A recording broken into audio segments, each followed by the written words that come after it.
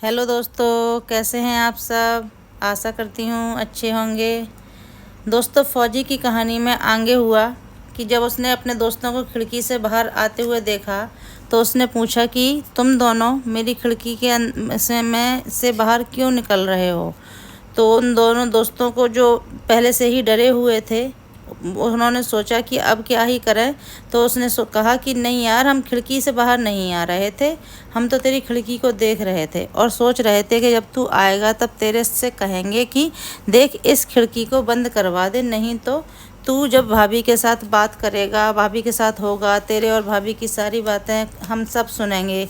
कोई भी तेरा रोमांस चुपके से देख लेगा तो फिर वो हंसने लगा और कहने लगा कि क्या बताऊं यार, शादी के बाद तेरी भाभी के साथ समय बिताने का मौका ही नहीं मिला। अब मैं पूरे 1 महीने के लिए आया हूँ और तेरी भाभी के साथ अच्छे से समय बिताऊंगा। तो वो दोस्त पूछने लगे कि कहाँ जाने का प्रोग्राम है। तो उसने कहा कि पास के शहर में उसने 1 हफ्ते के लिए एक रूम करके आया हूँ। सारा दिन घूमूंगा, फिर रात में वहीं रुकूंगा 1 हफ्ते के लिए, फिर कहीं और जाऊंगा, वहाँ फिर घूमूंगा। और तो अभी मैंने तेरी भाभी को अच्छे से देखा भी नहीं, अब मैं उसे जी भर के देखूंगा। एक दोस्त ने के मुँह से निकल गया कि हाँ हाँ यार, भाभी तो वाकई बहुत सुंदर है और उनके गालों के डिम्पल तो बहुत ही प्यारे हैं। तो उस फौजी को शक हो गया कि इसका और मेरी बीवी का कोई ना कोई चक्कर है, तभी खिड़की से नीचे उतर रहा है।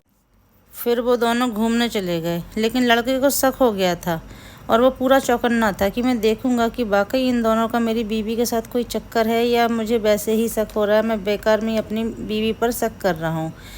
अपने भाई को बोल दिया कि मुझे इन दोनों पर शक है कि इनका कोई रिश्ता है, दोनों मेरी बीवी के कमरे की खिड़की से निकलते हुए देखा है। तो भाई कहने लगा कि हाँ, मैंने भी 1-2 बार इन दोनों को खिड़की से निकलते हुए देखा है। मैंने पूछा भी तो बोलते हैं कि कुछ नहीं, भाभी बहुत सुंदर है, तो बस भाभी को देख लेते हैं और क्या ही करेंगे खिड़की में खड़े होकर। तू इतना मत सोच, जा अपना अच्छे से टाइम बिता अपनी बीवी के साथ और अच्छे से खूब घूम के आ।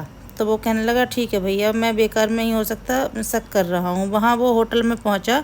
तो होटल में पहुँचते ही लेकिन उसके दिमाग में वो सब घूर रहा था कि मेरा भाई भी कह रहा है कि मेरे भाई ने भी इन दोनों को खिड़की से देखा है, मैंने भी देखा है, तो कुछ ना कुछ है क्या।